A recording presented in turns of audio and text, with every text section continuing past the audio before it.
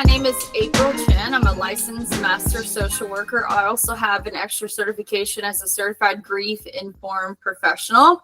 I have been practicing between clinicals and licensed practice since 2022. I started out as a hospital discharge planner social worker. And what brought me to therapy is I realized that I wasn't getting enough time with my clients. I was not getting enough time with we call them in the hospital, patients. And I wanted to start this journey as a therapist because I really found that I enjoyed working with people, specifically surrounding grief. But I have since expanded my knowledge to include other clinical areas. I believe some of the things that have prepared me most for this role started before I even became a social worker, actually. The advocacy for my own child. She is adopted from Russia, so advocating for her in the IEP and ADHD realm and helping to form those plans kind of prepared me for this role. So a lot of life experience. When I was in graduate school, both of my grandparents passed away from dementia, and it was tough to finish school, but I know that that's what they would have wanted for me.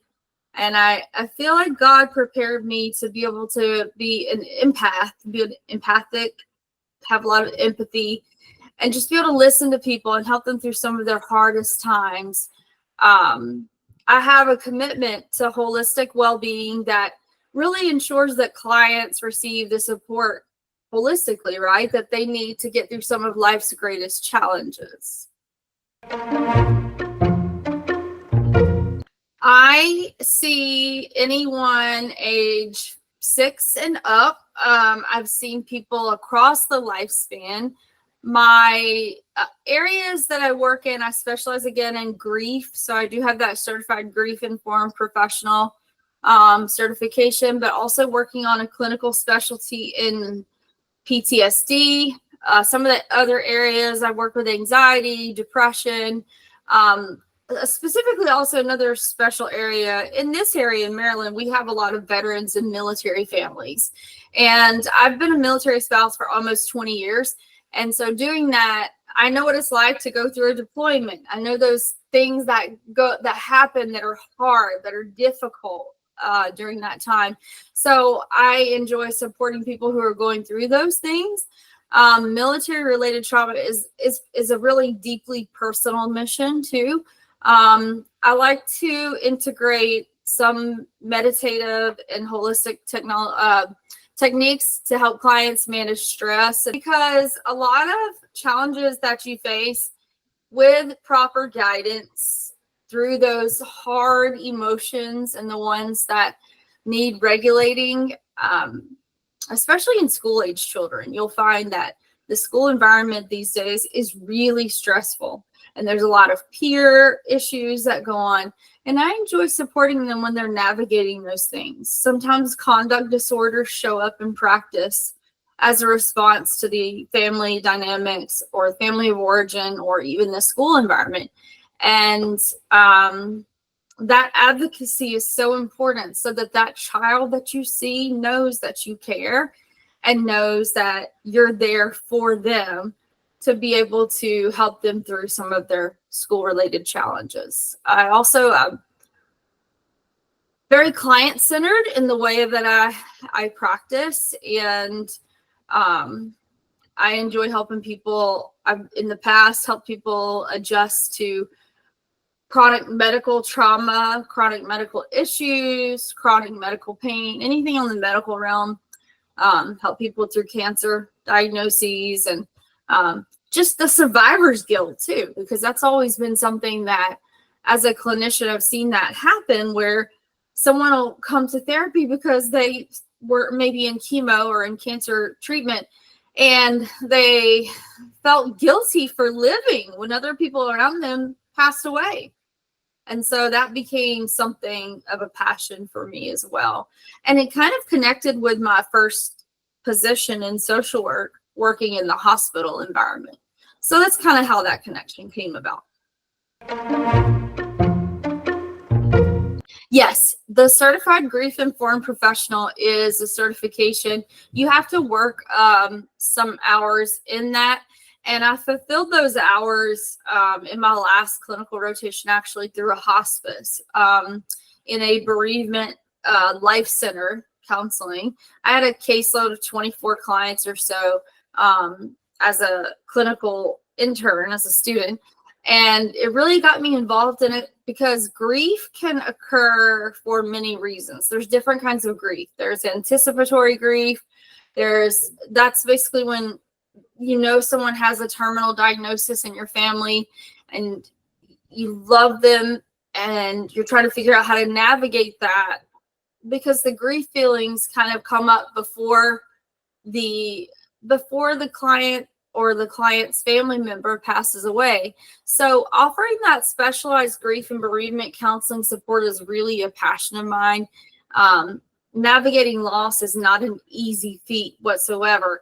And I wonder sometimes, and I think it's true, that in my own personal life, losing my grandparents to the ugly disease of dementia really kind of prepared me for the role, I think. I was actually in that internship when that happened. And there's a lot of practical needs. They call it the business of death that people have to deal with when they're going through these critical life transitions before they can even get in touch with their emotions. I've also worked with children who have gone through grief. Grief can show up in a lot of ways. It can show up in psychosomatic ways like headache and stomach ache.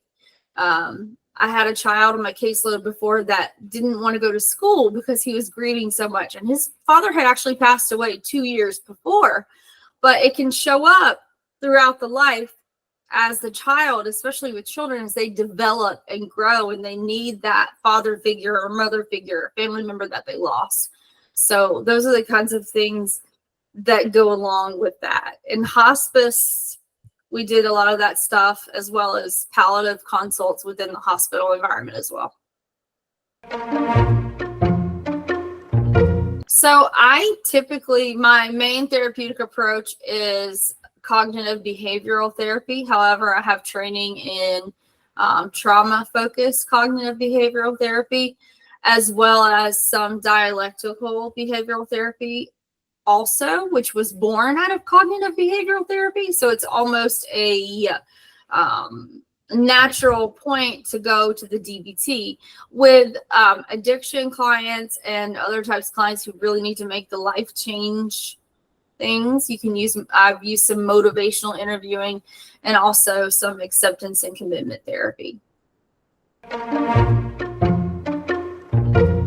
If I can go to an island that has blue water and go scuba diving, it'd be wonderful. I can't always do that in my free time, but once a year we try to take a dive trip.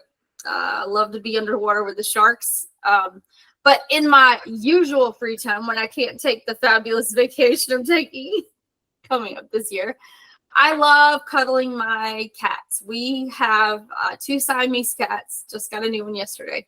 But have 2 Siamese cats and another cat that's kind of an American Shorthair. So we love cuddling our cats. I love spending time with my teenage daughter. It can be rough sometimes because she's in that teenage transition, but really she's a great child. And as I said before, I've been a military spouse for almost 20 years, and I love spending time with my family. And I also like to exercise too. I need to get back into it, but love to exercise as well and stay active. My favorite dive trip that I've ever taken was the Bahamas. And it was, we went out onto the ocean, and it was really, really cool because you're down, you go, it was a shark dive actually. And you kneel on the ocean floor, and there is a chummer, basically. He's in a chain suit. And Carrie's laughing. He's in a chain suit, and he's in the middle, and he is chumming them, and they come right up to your face. Like literally they'll come so close to you, and you're thinking, are they going to eat me? And I'm like, no, they're not going to eat me. They're not going to eat me at all. They're there for the food. They realize that we're too large to fit in their mouth. But I actually have photographs of ones that are their teeth are like fangs, like this kind of stuff.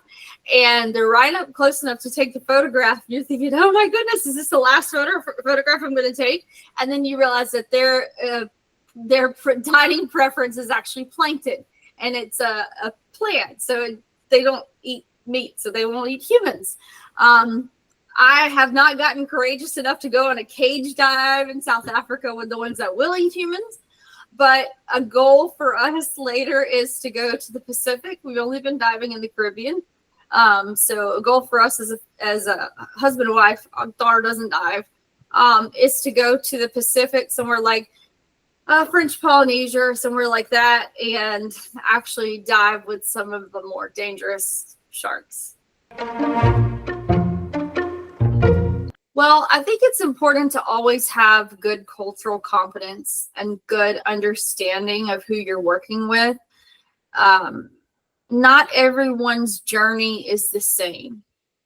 I might have gone through some experience, some experience. I'll use, for instance, the whole ADHD, IEP advocacy stuff.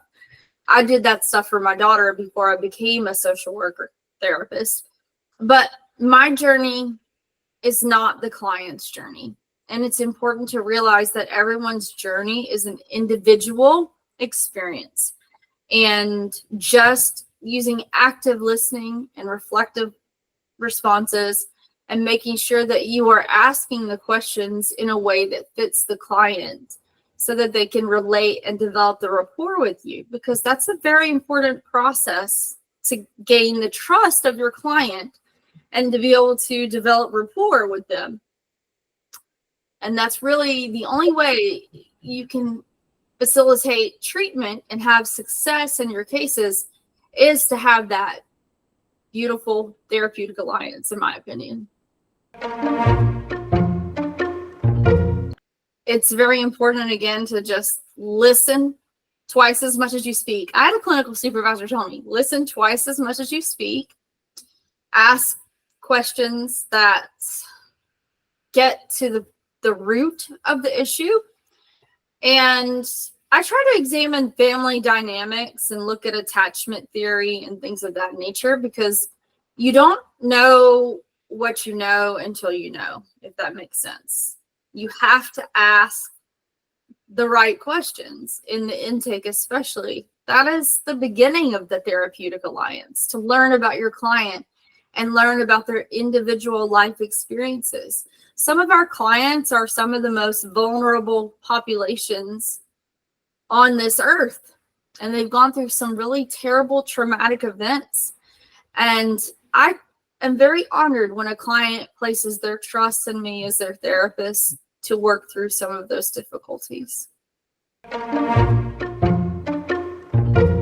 I know I've made progress with a client when they come in and they're handling, say it's grief, they're handling being able to remember a person better, being able to talk about things, being able to use some of the treatment plan goals and meet those goals. That's success to me, is when a client has better functioning in life than they did before they came to see you. Their mental health problem may continue to be a struggle for them in a lot of ways, but if we can just change the main struggling issues and help them develop coping strategies and new ways to deal with life's problems, that's how I measure success. I think I enjoy the kids the most sometimes, I'll tell you, because some of the things I do, I use this life-size Jenga board or Jenga game, and it has numbers on the bottom of the blocks, and I ask questions based on those numbers. Have little boxes of questions, but the kids are fun because you can play games with them and they don't realize it's a therapy session. And if you're playing those games, it's creative. So it speaks to my past as a journalist and creative person. I had a 19-year journalism career before becoming a therapist. So it does prepare you for asking those tough questions and getting those answers.